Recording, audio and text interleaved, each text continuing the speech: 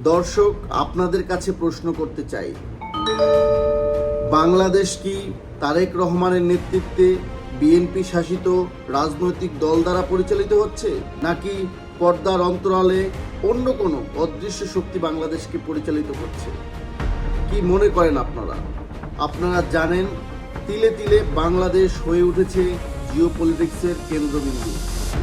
ভারত, চীন, America, Russia প্রত্যেকেই বাংলাদেশে তাদের আধিপত্য বিস্তার নিয়ে ব্যস্ত। তাহলে কি দক্ষিণ এশিয়ার বৃহৎ রাষ্ট্রগুলোর আধিপত্য রক্ষার জন্য বাংলাদেশ হয়ে উঠেছে খেলার পুতুল? বাংলাদেশের ভূ রাজনৈতিক কোন সিদ্ধান্ত বাংলাদেশকে আবার ফিরিয়ে নিয়ে যাবে বাংলাদেশের স্বতন্ত্র স্বাধীন মর্যাদায়?